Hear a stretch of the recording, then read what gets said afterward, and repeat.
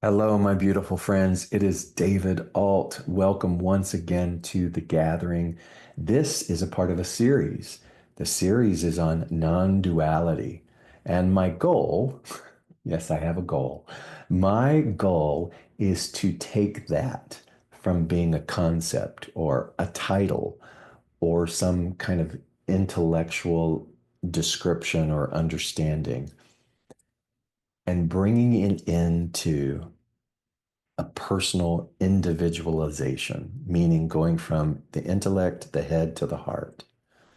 We are told that non-dualism from a spiritual understanding is it. It's the principle. It's the foundational teaching or understanding or building block of what we are encouraged to embody. And that is there's only one reality. God is all that there is. This is a divine design. There is no separation. There is infinite intelligence. There is a perfect patterning, on and on and on. And as beautiful as all of those things are, if we don't have an individualized experience of that, it just remains over here in the intellect. So my goal is how do we work together to move it from the intellect so that you can have a direct experience, a greater understanding, a personalization of non-dualism, particularly in the world that we live in.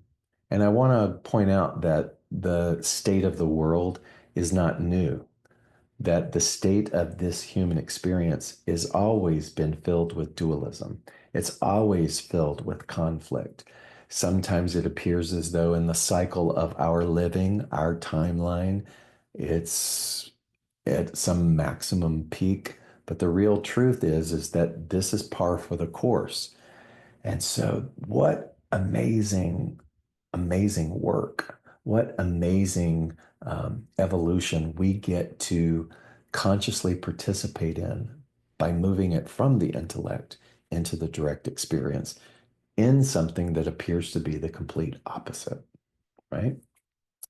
If you want to do that, stay with me then in this series. So I'm going to go today to the sutras, which are the Buddhist scripture that are the oral traditions from the teaching of the Buddha. And one of the most common parables that he would talk about, I'm going to read it to you, is this. Suppose a man were to come to a great river. Being on this side and wanting to get to the other, he builds a raft out of sticks and vines and uses it to cross. Once on the other side, he does not carry the raft on his back, but he leaves it behind, recognizing it was useful, but no longer necessary. So it feels as though this little metaphor is self-explanatory, meaning when you go from experiences of suffering and you want to get beyond that, you want to alleviate this or extricate yourself from suffering. There's a chasm that it seems that separates this problem from the solution.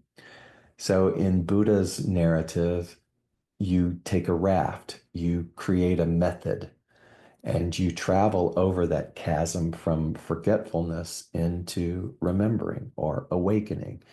This land mass, we could call it samsara. So in Buddhism, samsara is the word that describes the perpetual loop of forgetfulness, meaning that we live this human experience, and if we don't wake up from this, if we don't liberate ourselves through an understanding of truth, then we just keep coming back and doing it over and over and over again until we do. And we all do at some point.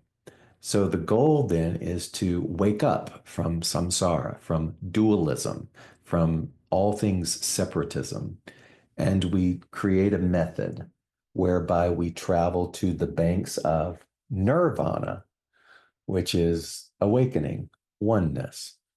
Seems very simple, seems very linear. And when you hear the great Buddhist teacher Alan Watts use this example, He substitutes the raft for a ferry boat. And he tells the same story, except this time the person then is on the banks of samsara or suffering, and he rides a ferry boat over the chasm from forgetfulness to awakening. And he gets off onto nirvana. And then Alan Watts' question always was, then why do we keep getting back on the ferry boat? Why do we then keep going back and forth with so many innumerable crossings? So what Alan Watts is describing, this patterning of forgetfulness and awakening, suffering and liberation, suffering and liberation. And I remember as I heard both different versions of this, I could observe my own thinking. And I noticed how I used the parable, the narrative, as a way to further punish myself. Meaning, yeah, David, why have you crossed over and had an experience of nirvana, had an experience of oneness, and yet you get triggered or pulled back? It becomes sticky again, and you get caught by certain things within the field of polarity and duality. You get triggered by this reaction or this news blast or this event or this person or this conversation, and you have just like gone back on the ferry boat back over and over and over again. Why can't you remember? So it's fascinating for me to observe that there is a sort of built-in punishment that I would use on myself, even though my most sincerest desire has been to remain awakened. And then over time, I've become more compassionate in understanding that this particular narrative or fable is not a one and done thing, but it describes the building of the greater the direct experience is, the less frequent those rides on the ferry boat back and forth become. And the more that you sit with, I'm going to call it a fable, the more that you sit with a fable, you recognize a real beautiful thing about fables. And that is a fable holds a meaning that matches where you are in your personal experience. When your personal experience expands, so does the fable. So does the nuance and the depth and the broader understanding of the fable, where the first time we read it, oh, it was this. But the next time, and the next time, and the next time that we go back, we begin to see just how much depth and breadth exist in these teachings that before we just weren't ready to understand. So I go back to when we're talking about non-dualism, I go back to the sutra and I read this and I understand the nature of the raft a little bit more. I go back to Alan Watts's version. I understand the ferry boat just a little bit more. And I understand that it's not a one and done thing, but it is a process of evolution. And the more that I become involved in being available to the nirvana side of the narrative, the less frequent the ferry boat rides become. The other thing then is this, that nirvana then, if again, all things are infinite, I've only just gotten to the shore of nirvana. There is a whole area out there of nirvana, of non-dualism, of connection, of infinite experience of a perfect patterning, of, dare I say, a love that goes beyond language that I, again, have only begun to taste. And so when you think about that, I go back to the raft and the ferry boat. Part of what those represent are the methods.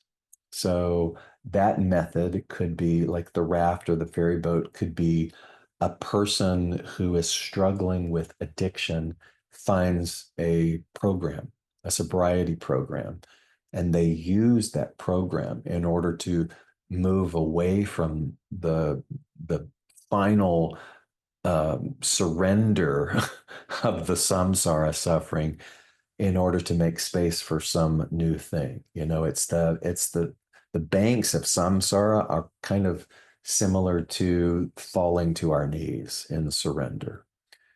And they've used that so beautifully in order to create this expansion in their lives.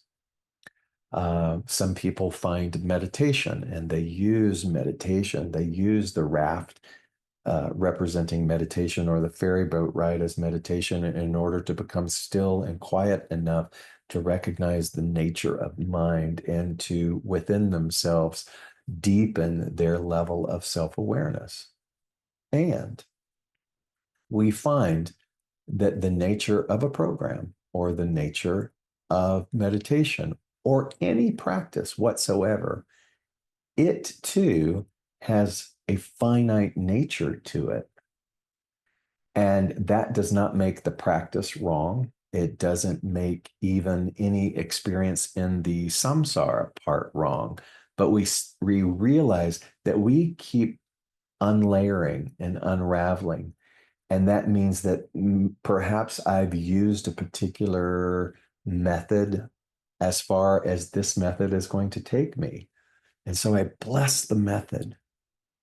I bless the method. I always refer to it as getting to the back of the cave. And I think, oh, wow, I thought this method was going to be my whole life's practice. And I realize it's not, that there's yet something more that's calling me. And to me, that's like getting to the banks of Nirvana and recognizing there's a whole infinite field I have yet to explore, which might even have another body of water and another ferry boat or raft to construct in order to move me even greater. And on and on and on, the evolution of diving into the infinite becomes. And when I think about non-dualism then and how to best invite you to personalize that is to bless, bless it all, love it all. Yeah, I'm saying bless the whole landmass of samsara, the lineage. Bless the fact that you were born into a family, an environment, a culture, a religion that was what it was. Because as you bless it, as you become greater and more aware of it and recognize that somehow there was a divinity to that, there was a purpose in that, because it brought you to the shore, it brought you to a place of surrender, and only in that surrender were you able to have the intelligence and the wherewithal to build a raft or to even see the ferry boat in order to get your ticket and to take the ride. And so you see that everything then has led up to your inevitable evolution. But don't stop. Don't stop. Delight in the fact that we have only begun to scratch the surface of possibility. And so, what does all of that, the examination of Buddha's teaching, the story, the ferry boat, the raft, Alan Watts, what does all of that have to do with non-dualism and you and I? Again, if we go back to the goal of personalizing it, I then turn to the inspired writing of a great non-dualistic writer by the name of Robert Spira. He has a short little book called Being Aware of Being Aware. And there he credits one of his teachers. And he said, what this teacher said to me early on in my years continues to reverberate and influence me to this day. And what his teacher said was this: the truth needs to be reformulated by every generation.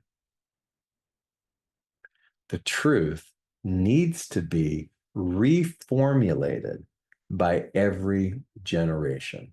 Reformulated, meaning what?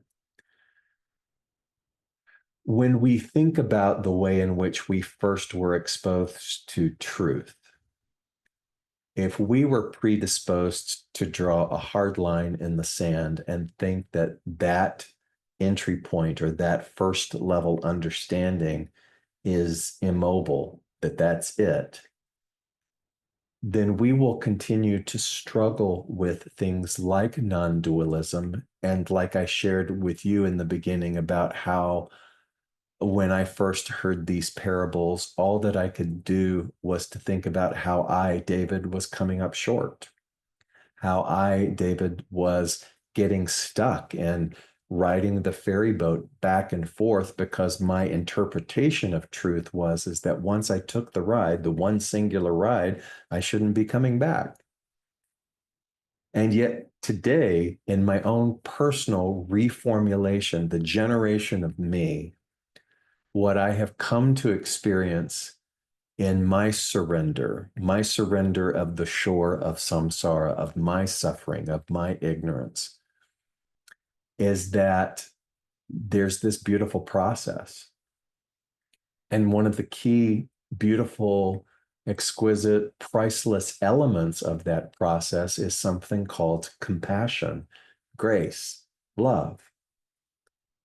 Understanding now that duality is very much a part of my human existence and my world, just as it is yours.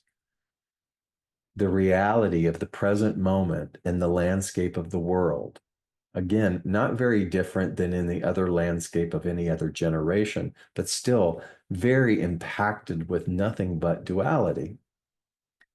If that's looked at as a game, then we realize that within the course of the game, of letting the allegiance to the duality dissolve so that the spaciousness and the truth of non-duality or the absolute can be in full residency is a process.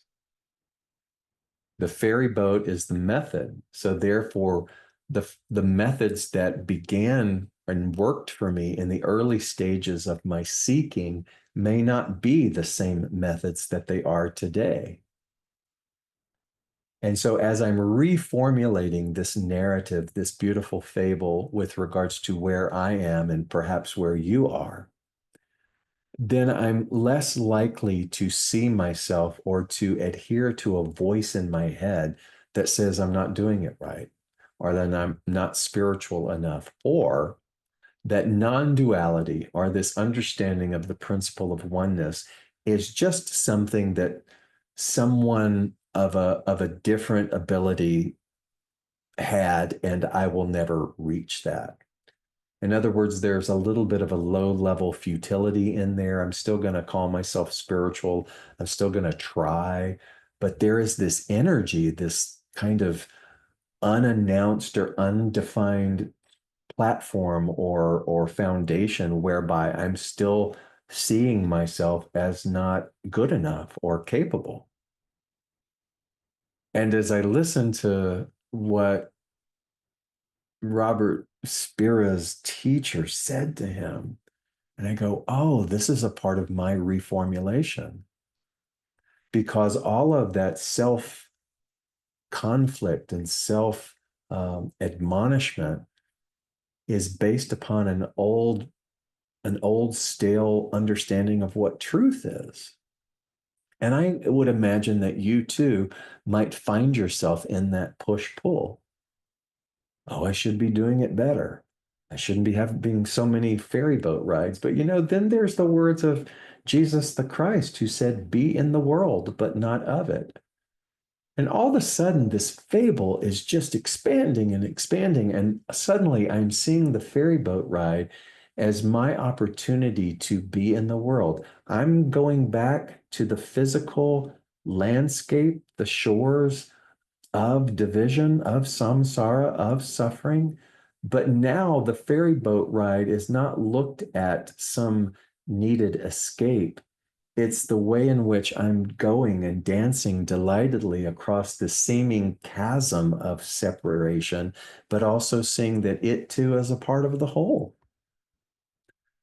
That as the Buddha was describing this, he was describing really sort of the ultimate, not the penultimate, but the ultimate thing that happens when we come to the awareness that any attachments of the habits and the customs and the actions of suffering are no longer necessary.